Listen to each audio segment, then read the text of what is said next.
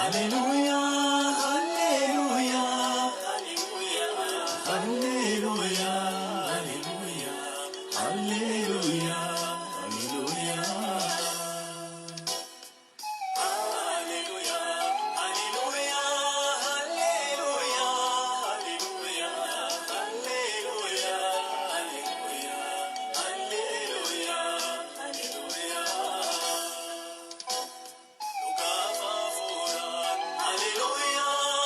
Sagana, hallelujah, swagefana, hallelujah, yakulaan, hallelujah.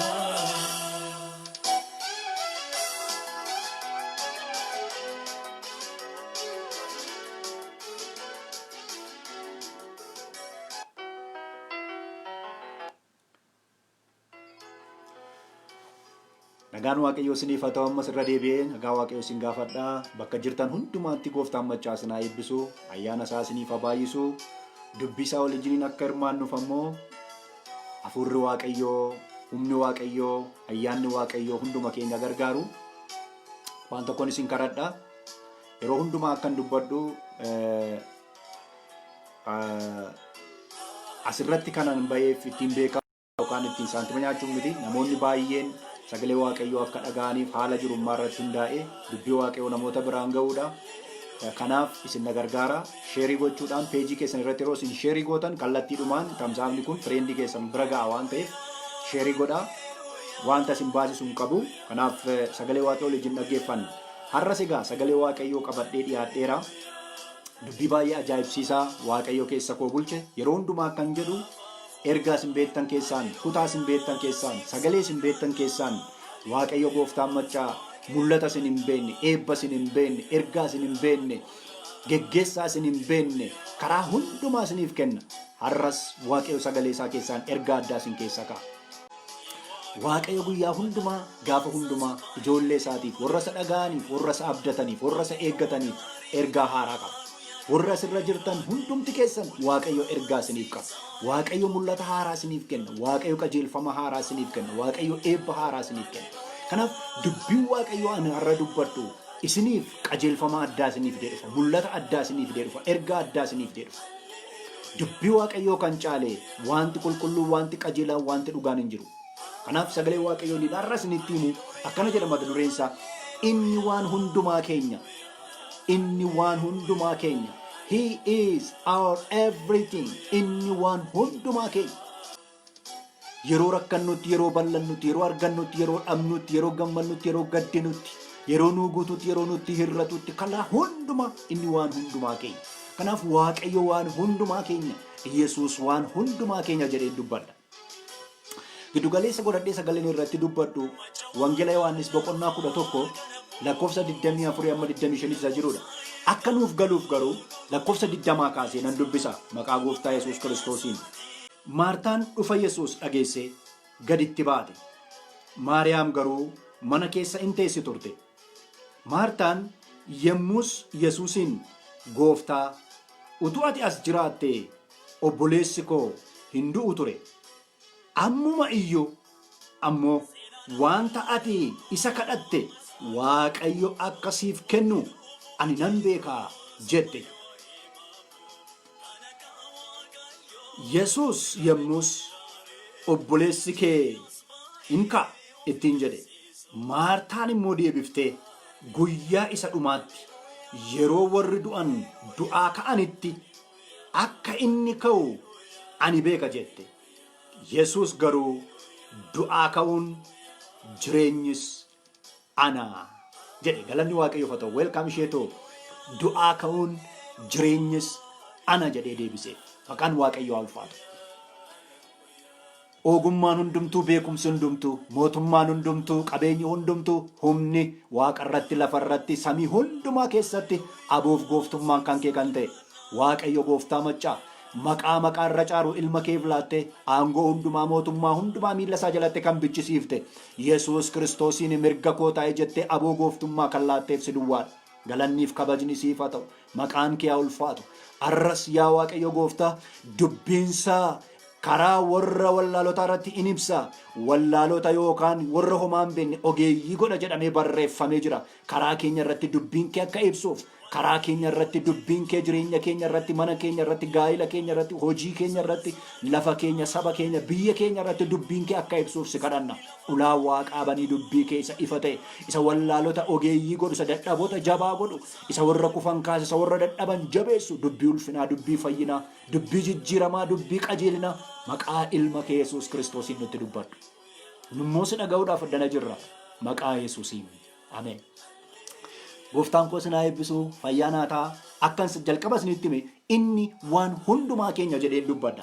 Egaa wangeela Yohaannis kana yeroo seenaa isaa ilaallu, wangeelli Yohaannis akka seenaan macaafa qulqulluu jedhutti Yesuus Kiristoos, du'a Yesuus Kiristoos booda waggaa 90ffaa keessa barreeffame. Yohaannis biyya Eeshiyaa keessa magaalaa Efesoon taa'eeti kan inni kitaaba kana barreesse. Egaa wangeelli Yohaannis walumaa gala wangeela maatii jedhamee beekama. Wangeelli warri kaan sadan, fakkeenyaaf wangeelli Maatiyoos wangeela warra Yihuudotaaf barreeffamedha. Wangeelli Luqaasiif Maarqos ammoo wangeela warra Gentiles yookaan warra hin amaniniif barreeffamedha. Kan Yohaannis garuu kan isaanii sadan irraa adda. Inni wangeela maatii yookaan family gospel jedhamee beekama. Sababii inni family gospel jedhameefi warra Kiristoositti amanan jajjabeessuudhaaf, dubbii Kiristoos hiikee itti himuudhaaf, ka'umsaa jalqabee hamma dhumaatti waan Yesuus Kiristoos hojjete babal'isuudhaaf Yohaannis waa'ee Yesuus Kiristoos akkasitti barreesse. Egaa wangeela Yohaannis keessatti kan nuti arginu akkan jalqaba isiniin jedhe warri kaan waa'ee dhalachuu Yesuus Kiristoos barreessuudhaan jalqabu. Maatiyoos faa, Maarqos faa, Luqaas faa. Yohaannis garuu waa'ee dhalachuu Yesuus Kiristoosiin miti kan inni jalqabe. Dhalootarraa miti kan inni jalqabe. From pre-existence of Jesus Christ. Yesuus Kiristoos, everlasting God. Just as I said, from pre-existence, durii jalqabe jiraachuusaa ibsuudhaan jalqabe Yohaannis. Kanaaf warra kaan irraa adda kanan jedheef. Warri kaan hidda dhaloota Yesuus Kiristoosiin yookaan Yesuus Kiristoos dhalachuusaatiin jalqabu. Inni kun garuu Yesuus Kiristoos waa'ee dhaloota isaatii durayyuu akka inni ture bal'inaan ibsuudhaan akkana jedhee jalqaba. Jalqabatti sagaleetu ture jedhee jalqaba. Sagalichi Waaqayyoo bira ture. Sagaleen sun ifa ilmaan namootaa ture. Sagalichi jireenya ilmaan namootaa ture. Sagalichi ofiisaatii Waaqayyoo ture jedheetu pre-existence of Jesus duraan durse jalqabe jiraachuu Yesuus Kiristoos dubbachuudhaan jalqaba. Egaa Yohaannis nama akkamii ture inni waan akkasii barreessu jettan yoo gaaffii kaaftan ofiisaatiif nama jireenya moodestii jiraachuu barbaadu ture Yohaannis bartoota Kiristoos keessaa. Maaliif akkas jette yoo jettan yaadatu yoo ta'e wangeela Maatiyoos boqonnaa 20 kaaftan yoo dubbistan isaan gara Yesuus Kiristoos dhaqaniitu obboleessi isaa Yaaqoob jedhama. Ijoollee Zabdewoos jedhamanii beekamu. Ijoolleen kun Yohaannisii fi Yaaqoob. Egaa gara Yesuus dhaqanii nuti mootummaa kee keessatti inni tokko mirga kee inni tokko bitaa kee akka taa'u haayer ofiishaalisiif ta'uu barbaanna. Aangoo kee keessaa iddoo guddaa warra mirga kee taa'anii murtii kennan ta'uu barbaanna jedhanii Yesuus Kiristoosiin waa'ee fedhii aangoo dheebuu aangoodhaaf qaban. Aangoo jala immoo jireenya ammayyaawaa aangoo ammayyaawaa jiru sana warra dheebota turan. Yesuus garuu fedhii isaanii sana ciige akkanattiin jedhen ijoollee kakawwee. Sons of thunder jedhen. Sons of thunder. Fedhii hamaa qabdu, fedhii jallaa qabdu. Isin keessaa jedhe Yesuus Kiristoos eenyuyyuu nama caaluu hin barbaadin. Isin keessaa kan caalu yoo jiraate gad of deebisaa haa ta'u jedheen.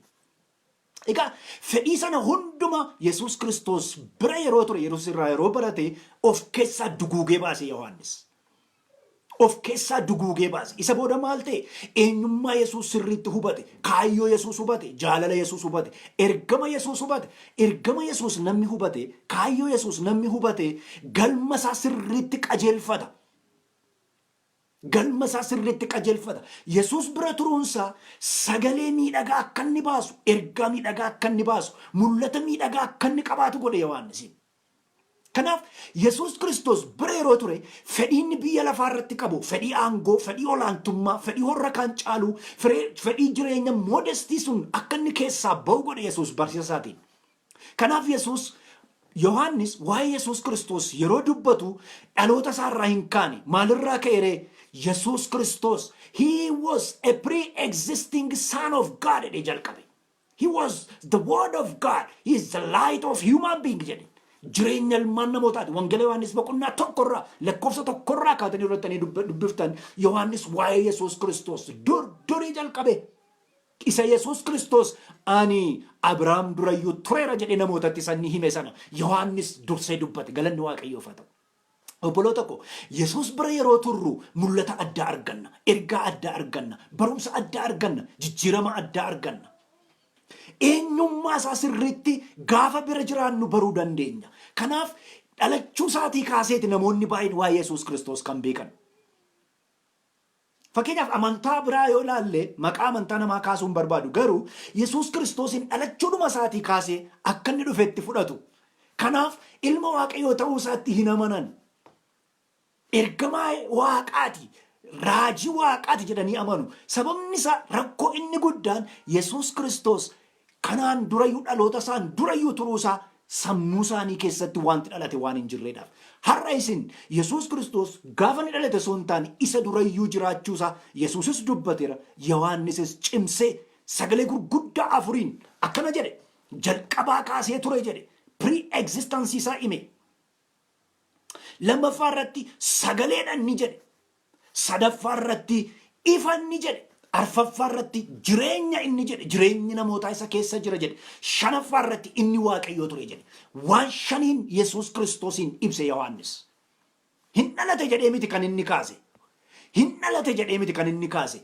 Inni jalqabuma ture jedhe. Jalqabumaa kaasee ture jedhe. Pre-existence. Lammaffaa irratti inni sagalee ture jedhe. He was word of God jedhe. Sadaffaa irratti he was light jedhe. Ifa jedhe. Afraffaa irratti he is the life of human being jedhe. Jireenya ilmaan namootaa ture jedhe. Shanaffaa irratti he himself was God jedhe. Ofima isaatiyyuu Waaqayyoodha jedhe. Maqaan Waaqayyoo haa ulfaatu. Inni jireenya kennu kun, inni ifa kennu kun, inni Waaqa bira ture kun, dhalachuu isaatiin durayyuu pre-existence inni qabu kun nama jennee conclude goone yoo bira dabarree cubbuu guddaadha kun. Ilmaan namootaa biratti cubbuu guddaa ta'a. Waaqayyoo birattis Waaqayyoon ganuu ta'a kun. Egaa inni kun waan hundumaa dura akka inni tureeti. Erga ibsee booda sagalee kanarratti dhufna gaama. Waa'ee Yohaannis gabaabaadhumatti waa'ee wangeela Yohaannis erga dubbadhee booda gara sagalee nama dubbiseettan isin fida. Eastern Orthodox jedhamanii fi Russian Catholic and Roman Catholic and the Russian Orthodox warra jedhaman biratti Alazar, Saint Alazar yookaan disciple of Christ jedhanii kaa'usan. Wangeelli garuu bartuu Yesuus ture jedhee hin dubbatu.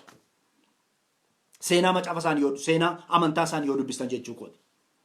Alazar saintii ture jedhees qulqulluu ture jedhees hin dubbatu macaafni qulqulluun. Waa'ee Alazar kan inni dubbatu yoo jiraate akkana jedha wangeelli. Alazar Yesus Kristos baay'ee isa jaallata ture jedha. Akka Yesus Kristos Alazariin baay'ee jaallatu malee Alazar Yesuusin akka inni jaallatu macaafni qulqulluun hin dubbatu.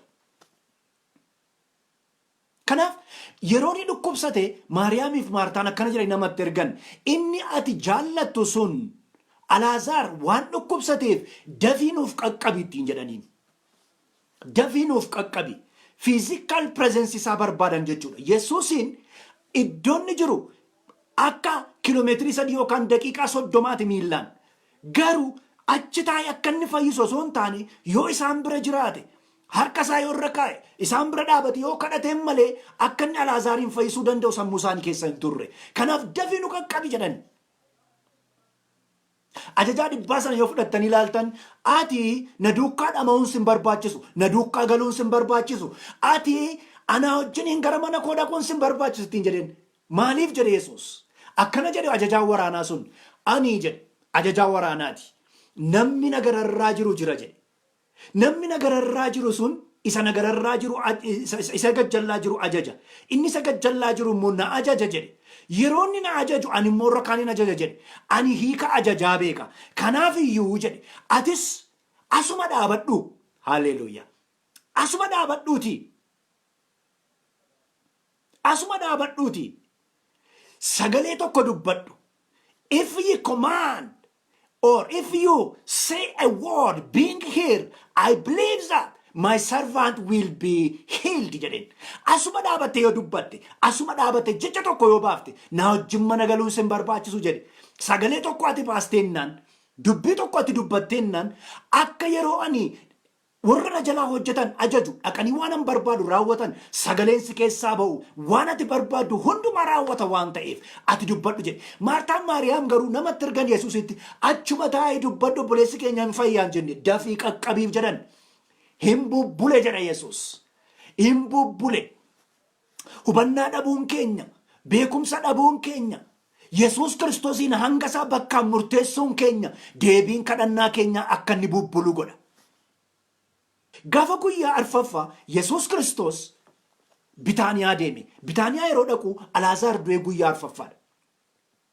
Yeroo achi ga'u waan isin ajaa'ibu Alaazaar guyyaa 4 buree akka seera Yihuudotaatti guyyaa 3 eegu isa booda namni du'ee du'aa hin ka'u jedhanii amanu. Hamma guyyaa 4tti guyyaa 3 booda garuu du'aa hin ka'u waanti jedhu sammuu isaanii keessa waan jiruuf amantii akkasii qabu. Yesuus gaafa 4 dhufe yeroo namni isa sammuu isaa keessa jiru barumsa kanaan dura beektu, ergaa kanaan dura beektu, seera kanaan dura beektu bira haalli isaa yeroo darbu dhufa Yesuus. Inni kanaan dura beektu isa kanaan duraati. Har'a garuu Waaqayyo waan haaraa godha. Galanni Waaqayyoof haa ta'u. Waaqayyo guyyaadhaa guyyaatti waan haaraa godha. Inni kaleessaa isa kaleessaati. Inni dheengaddaa isa dheengaddaati. Har'a Waaqayyo waan haaraa godha. Dheengadda dubbadheera. Seera isa kaleessaa miti. Labsii isa kaleessaa miti. Har'a Waaqayyo wanta haaraa godheetu jireenya keenya keessatti ergaa haaraa hojjeta. Egaa akkas ta'e yeroo guyyaa 4 Yesuus Kiristoos yeroo inni dhufu Maartaan ariifattee fiiddee gadi baate jedha sagaleen Waaqayyo. Amala Maartaan isinitti hima. Maartaan baay'ee nama jaallatti. Baay'ee keessummaa jaallatti. Ariifattuudha, jarjartuudha. Waan mana keessa jiru nama laattee hin qooftu. Galanni Waaqayyoof haa ta'u. Nama akkasiiti. Amala akkasii qabdi. Maartaa yeroo baay'ee dadhabbii ishee qofa dubbannee dhiifna. Maartaan ta'in obboleettotaan jenna. Yeroo obboleettonni waan nyaatamu qopheessan mana keessaa Maartaan ta'in jenna. Maartaan waan gaarii baay'ee qabdi. Rakkoon Maartaa teessee miilla Yesuusitti gadi kufuu hin beektu. Yesuusin akkuma namaatti simatti. Yesuusin akka raajiitti simatti. Yesuusin akka barsiisaatti simatti. Yesuusin akka waaqaatti miti. Akka barsiisaatti miti. Akka isheen barsiisaatti kan isheen simattu. Kanaaf miillatti hin kufne. Guyyaan Yesuus mana ishee dhaqu Yesuus miilla jala hin teenye. Gaafa obboleessi ishee du'e Yesuus gaafa inni Bitaaniyaa dhaqe miilla isaatti hin kufne dhaabattee wajjin haasofte. As a friend. As a friend. She communicated with him. Garuu waan gaggaarii waan gurguddaa qabdi. Wanta ajaa'ibsiifamuu qabu. Galanni Waaqayyoodhaaf haa ta'u. Yesuus sa'aatii dheeraa dhaabatee wajjin haasa'e. Erga ishee wajjin haasa'e gaaffii haasaa akkasii wajjin haasa'an. Akkana jette Yesuusin yeroo argatu. Atuu ati as jiraattee. Atuu ati as jiraattee. Isan jalqaba isinitti hime. Physical limitation. Distance limitation. Utuu ati as jiraattee. Eenyudhaan Yesuusidhaan obboleessi keenya hin du'u ture. Jettee kaatee waan tokko dubbatte. Ammumayyuu yoo ati kadhatte Waaqayyo waan ati kadhatte hundumaa akka inni siif kennu ani nan amana jette. Agartanii sadaffaa irratti Yesuus Kiristoos yeroo inni akkanatti hin jedhu obboleessi kee hin kaa ittiin jennaan contrasting idea waan akkasii kaafte. Maal jette? Eeyyee guyyaa isa dhumaatti akka inni ka'u. Agartanii yaada warra rukutaa hin baanne deemuun yeroo hundumaa deebiin kadhannaa keenya akka inni teellaatti hafuun jalaa godha. Eebbi keenya akka inni lafarra harkifatu nu jalaa godha. Inni tokkoffaan Yesuusin iddoodhaan murteessuun, Yesuusin haala namaatiin ilaaluun, Yesuus Kiristoosiin ija raajiitiin ilaaluun deebii kadhannaa keenya, eebba keenya, mul'ata keenya, jireenya keenya nu jalaa gabaabsa. Inni lammaffaan yaada warra rukutaa qabaachuu. Yaada warra rukutaa qabaachuun amantiin keenya hirruu ta'uu isaa agarsiisa. Hirkattummaan nuti Waaqayyoo irratti qabnu hirruu ta'uu isaa agarsiisa. Jalqaba maal ittiin jette? Ammayyuu waan ati kadhatte hundumaa abbaan kee akka inni siif kennu nan amana jetteen. Jennaan Yesuus maal jedhe? Obboleessi kee hin kaa jedhe. Yesuus akkanattiin jennaan akkana jette yaada warra rukutaa gaafa dhuma akka inni ka'u. Yusi Yesuus isa ammaa dubbata. Isheen isa bara hundumtu du'aa ka'u dubbatti. Maaliif isinitti fakkaate? beekumsi ishee keessa jiru beekumsa barsiisa Fariisotaati. Beekumsa barsiisa Fariisotaati. Fariisonni seera barsiisu. Akka seeraatti namni dhumarratti du'aa ka'a jedhu. Warri saadiqootaa du'aa ka'uun hin jiru jedhu. Fariisonni garuu du'aa ka'uun jiru. Isheen Maartaa keessa kan jiru beekumsa barsiisa Fariisotaati. Kanaaf Yesus Kiristoos waa'ee Yesus Kiristoos garuu akkana jettee waan sadii dhugaa baate. Tokkoffaan ati isa ergameedha jette. Solo'aam jechuudha. Solo'aam isa ergame jechuudha. Ati isa ergameedha jette. Lammaffaa ati Kiristoosidha jette. Sadaffaa ati ilma Waaqayyooti jette. Kana sadan beetti. Osoo kana sadan beettu Yesuusin garuu bakkaan murteessu. Yesuusin garuu haalaan murteessu. Yesuusin garuu akka namaatti akka raajiitti deebisanii ilaalu warra rukutaa. Ilaalcha warra rukutaa keessaa habaanu. Amala warra rukutaa qabaanneen deebin. Yaada warra rukutaa amantii bubu'aa qabaanneen deebin. Maaliif isaan kun eebba keenya lafarraa harkisiisu. Mul'ata keenya lafarraa harkisiisu. Yesuus garuu bakkaan kan hin murtoofne. Haalaan kan hin murtoofne. Daangaadhaan kan hin murtoofne. Ilaalcha namaan kan hin murtoofne. Ilma Waaqayyoo isa jiraataadha.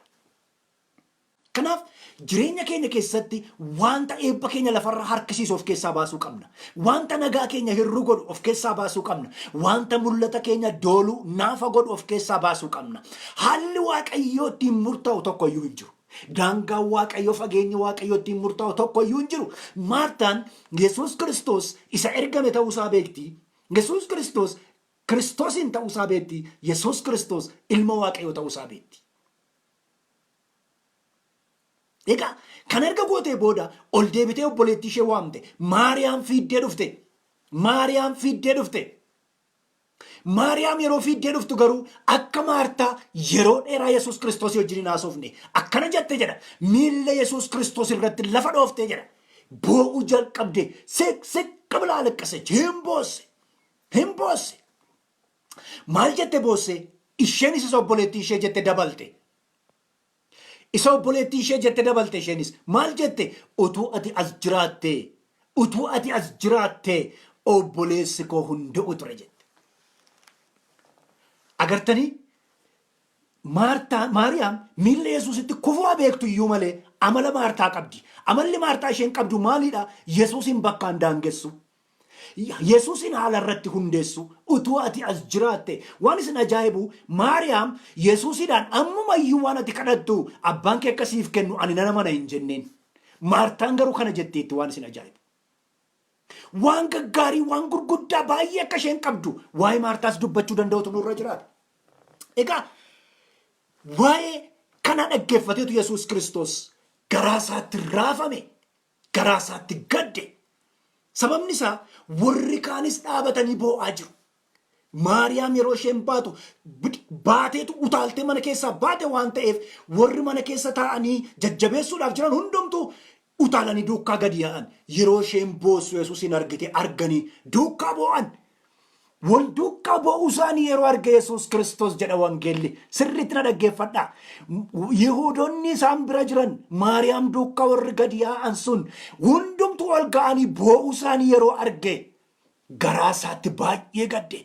Garaa isaatti baay'ee raafame jedha. Wal duukaa iyyuun keenya, wal duukaa boo'uun keenya, wal duukaa Waaqayyoon kadhachuun keenya Waaqayyoon akkam akka inni garaa raasu asirratti beekuu danda'u nurra jiraata. Garaa raasa Waaqayyoon. Kanaaf inni Yesuus Kiristoos bakka isin lama yookaan sadii taatanii iddoo tokkotti argamtanitti ani achi isin gidduutti hin argama jedhe. Wal duukaa gaafa boonyu, wal duukaa gaafa gooftaa waammannu garaa isaatu raafama. Garaa qofatu raafame miti. Yesuus Kiristoosis hin boo'e jedha sagaleen Waaqayyo. Hin boo'e Yesuus jedha. Obboleessi kee du'aa ka'a jedhe. Maariyaamiidhaanis.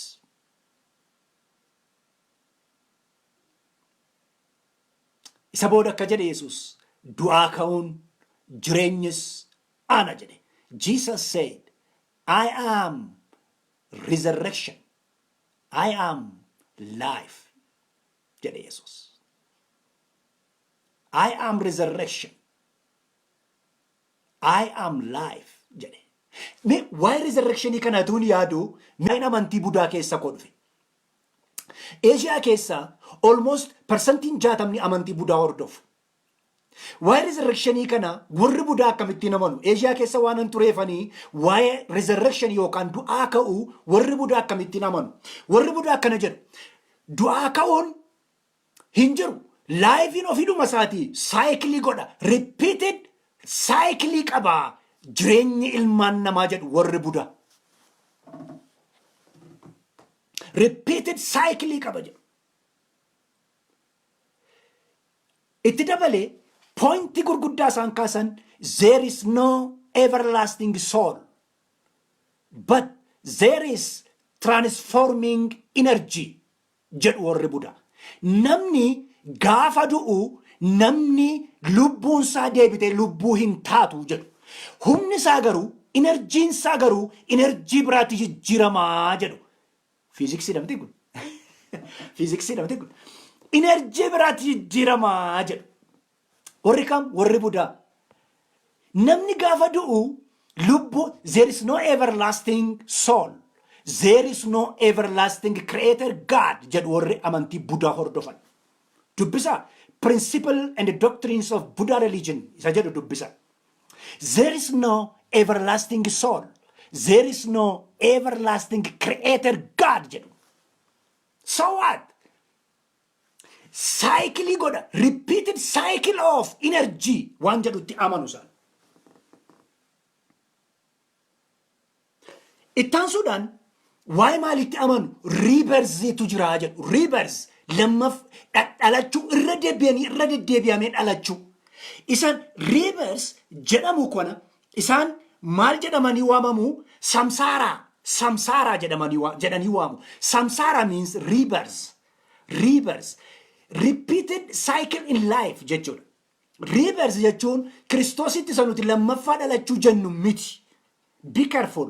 Rebirth inni warri Budaa jedhan Kiristoositti sanuti lammaffaa dhalachuu jennu osoo hin ta'in repeated cycle in a life jechuu isaaniiti.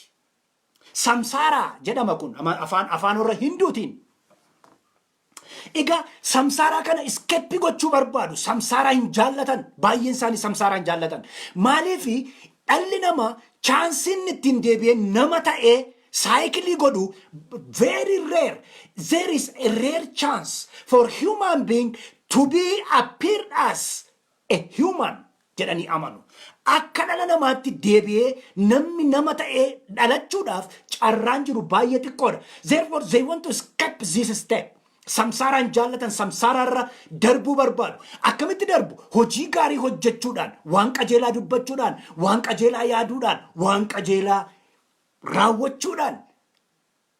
Hojii kanatti yeroo hojjennu jedhu paaziin keenya yookaan karaan keenya dachaa 8 jijjiiramu dabalama. Step enlightenment jedhamu keessa seennaa jedhu. Enlightenment stage keessa seenuu malee samsaaraa keessa seenuu hin barbaadan warri Budaa. Enlightenment stage jechuun maal jechuudha? Stage ittiin yuunivarsiitii kana keessa seenanii jireenya supernaturaalii jiraatan jechuudha. Enlightenment stagein afaan warra Hindootti nirvana jedhama. Nirvana means enlightenment. Just it is a sudden change from a simple person to supernatural person living in a universe.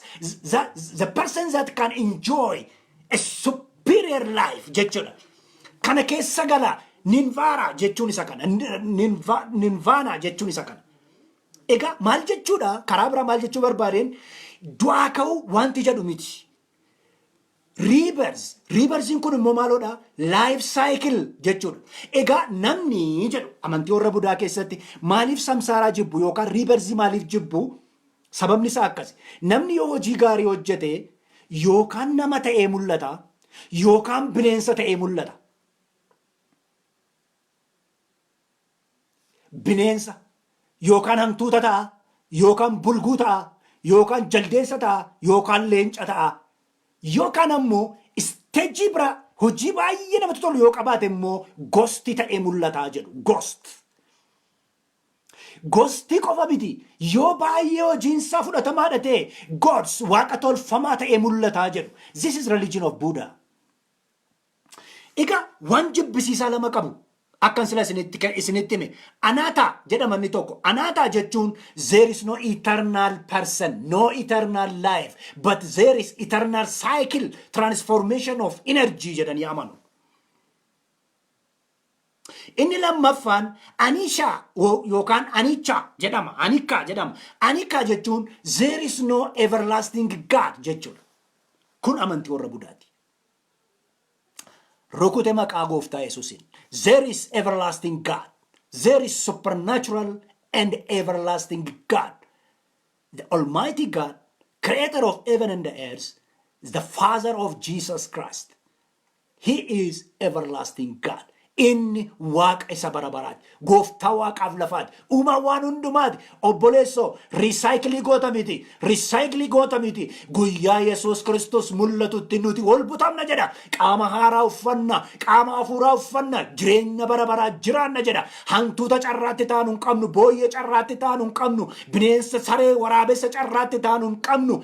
Carraatti Waaqa tolfamaa taanu hin qabnu. Carraan nuti qabnu tokkoof tokko Yesuus Kiristoos ilma Waaqayyoo ta'uu garaa keenyatti amanne afaan keenya yoo dhugaa baane qaama haaraa jireenya haaraa uffanne jireenya ergamoonni Waaqarraa jiraatan jiraachuudhaan Waaqayyo wajjiniin bara baraan nama Waaqayyoon faarfatu taanee jiraanna. Galanni Waaqayyoof haa ta'u. Egaa gara sakan keenyaattan isin deebisa. Firki mirkii keessaa isin baase. Yesuus akkana jedhe egaa I am. This is the fifth I am in the Gospel of John.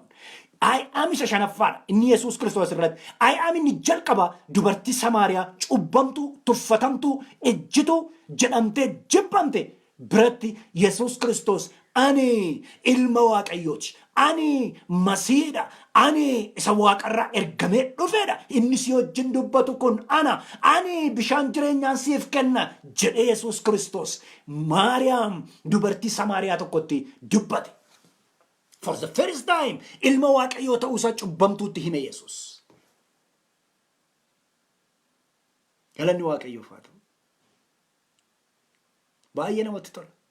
Asirratti egaa I am isa shanaffaati. Kana irratti I am resurrection. I am life jedhe Yesuus Kiristoos. Ani du'aa ka'uudha. Ani jireenya. Egaa akkan sila isinitti hime amantii musliimotaa hadiis jedhamu irratti Yesuus Kiristoos hin duune garuu jira inni deebi'ee mul'ataa jedha. Antikiraayistii warra ta'an adabuudhaaf hojii isaanii kennuufiidhaaf lafarra balleessuudhaaf deebi'ee mul'ata jedha. Nummoo akkana jenna Yesuus Kiristoos sababii cubbamootaaf inni Waaqarraa dhufe inni lubbuu isaa cubbamootaaf kenne aangoo du'aa inni cabsee ka'e osoo namoonni ilaalan inni gara Waaqaatti ol ba'e mirga Waaqayyo abbaa inni taa'e sun du'aa ka'uudha. Jireenyas jenna. Egaa du'aa ka'uu inni jedhu kun ergaa lama of keessaa qaba. Inni jalqabaa du'a. Du'a jechuun waan hundumaa keessaa ba'uu jechuudha. Waan hundumaa dhabuu jechuudha. Waan hundumaatti kisaaraa rukutuu jechuudha. Waan hundumaa Afrikaa dhabuu, waan hundumaa keessaa biyyootti dabalamuu jechuudha. Du'a jechuudha. Duuni waan hundumaa kan itti dhabnu, waan hundumaa keessaa kan bannu, waan hundumaa keessaa galmeen keenya citee kan badu, vital registrationii biyya Ameerikaa ta'e keessatti, biyya Ameerikaa yookaan biyyoota Awurooppaa keessatti vital registration waanta jedhamutu jira. Vital registrationiin namni gaafa dhalate galmeeffama. Namni faayilli isaa gaafa inni du'e hin turu achi keessaa baay'eetu baqaffamee ba'a. This is the property of characteristics of vital registration. Egaa vital registration keessa ala taate jechuun namni du'a keessa jiru, badiisa keessa jiru jireenya in argu. Ana garbicha kee jedhe Daawit. Du'aatti waan nan lakkaa'iniif irra lafaa keessa irra lafaarra jiraadhe maqaa keessa qulqulluu weeddisaa akka nafuuf warra du'anitti warra lafa jara jiranitti waan nan dabaliniif galanni siif haa ta'u. Maqaan Waaqayyoo haa ulfaatu. Isa lafa jala jiru jechuudha. Waan hundumtuu irra kan tuulame jechuudha du'aa jechuun. Inni lammataa ka'uu eessaa du'a keessa lafa jalaa ba'uu isa bade keessaa isa iddoo gadhiise keessaa isa seenaansaa kaayyoonsaa waan hundumtuu jalaa dukkanaa'e keessaa gara jireenyaatti gara fayyinaatti gara argamuutti gara mul'achuutti gara ifuutti gara ka'uutti ol dhufuu jechuudha. Anis akkasitti jedhe Yesuus.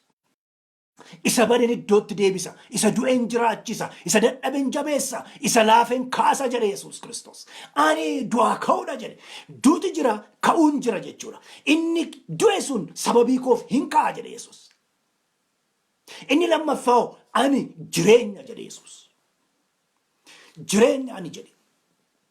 Jireenyi kun jalqaba Waaqayyo gaafa nama uume nama keessa isa kaa'e Yesuus Kiristoos restore gochuudhaaf jireenya addaa fidee gara biyya lafaa dhufe. Ani jireenya jedhe Yesuus.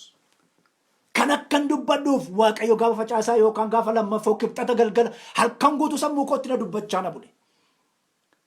Du'aa ka'uun, isa bade keessaa deebi'uun, isa jaame keessaa ka'uun, isa waan hundumtuu nurra galagale jalaa baanee gara jireenyaatti, gara fayyinaatti, gara boqonnaatti, gara haaromsaatti dhufuun eenyuudhaan? Kiristoosiidhaan akka ta'e.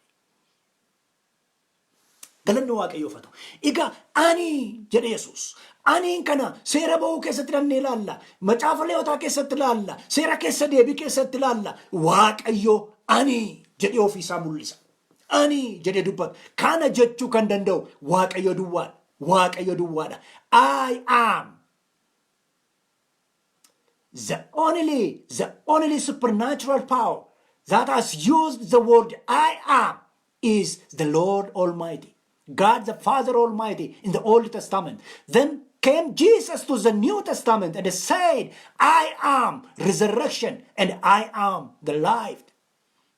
And John said, he was the Word, he was the light, he was with God, he himself was God, the life of human being was in him. Isa keessa ture jedhe. Ana jedhe gaa Yesuus.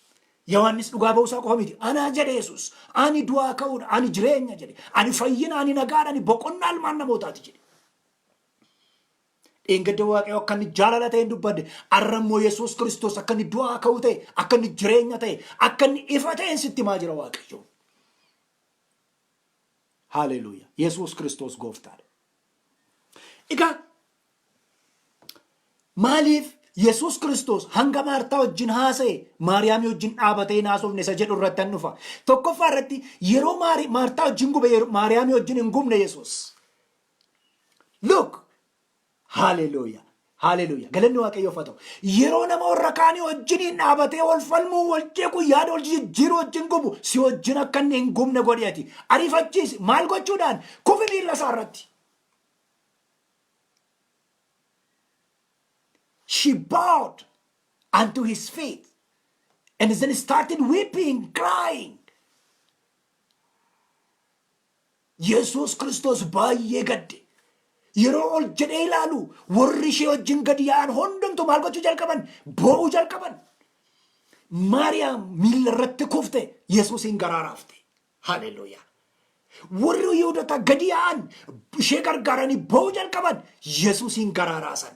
Isa booda Yesuus Kiristoos ofii isaatii boo'uu jalqabe. He himself started crying, weeping.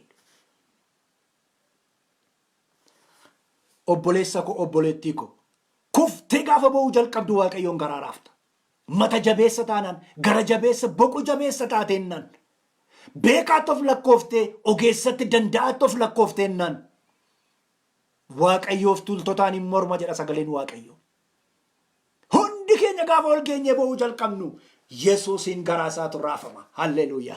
Garaasaatu raafama. Holgaa boo'aa nuun jedha Waaqayyo har'a. Holgaa gara kootiyyaa. Isa lafa keessan raasu, saba keessan raasu, qomoo keessan raasu, isa addunyaa keessan raasu, isa ardii keessan raasu isinirraan kaasaa jedhe Waaqayyo. Holgaa natti boo'a. Holgaa natti iyya. Holgaa natti wawwaadha. Dandeen obsuu dandeessin ilaalu. Gaafa isin ol geessanii natti iyyitan natti boossanii garaan koo raafama. Isa lafa keessan raase, saba keessan raase, lammii keessan raase, isa qomoo keessan raase tokkichanan isinirraa kaasaa jedha Waaqayyo. Galanni Waaqayyoof haa ta'u. Welcome Yoosef namarraa. Yesuus Kiristoos gooftaadha. Kanaaf Maariyaam akka dhatteen miilla irratti kuftee boo'uu jalqabde malee akka Maartaa dhaabattee naasofsiifne. Lammaffaa irratti Yihuudoonni ishee gargaaranii boo'uu jalqaban malee dhaabatanii maa miillatti kufti hin jenne. Yeroo tokko kadhatu inni kaan dhaabatee ilaala. Yeroo tokko faarfatu inni kaan dhaabatee ilaala. Akkam godhata jedha namoonni keenya. Brother, ol duukaa iyyuu qabnu, ol duukaa boo'uu qabnu, ol duukaa wawwaachuu qabna. We have to cry together for Ethiopia, for Africa, for the world. When we all cry and weep together for our world, for our nation, God starts to work, to stretch his hand upon us. Harkasa diriirsu jalqaba. Hafuura isaa erguu jalqaba. On Genesis chapter 8 verse 1, God said, I will send my wind, and then this water will get down. Jedhe Waaqayyo gooftaan machaa. Nan erga yoom gaafati natti iyyatu gaafati gara koo. Kanaaf akkana jedhe Ermiyaasidhaan gara kootti iyyi ani immoo siifan deebisa. Waan guddaa ajaa'ibsiisaa ta'e kanaan dura dhageessee hin beekne ani immoo sin agarsiisa jedhe Waaqayyo. Nama boolla keessa jiruun, nama boolla keessatti hidhamee jiruun, hin kufte gaa Maariyaam miilla irratti, hin boosse, hin boonii Yihuudoonni ol ga'anii. Maqaan Waaqayyoo haa ulfaatu. Kun Yesuusiif yeroo hin laanne maal jedhe battalumatti deebisee eessatti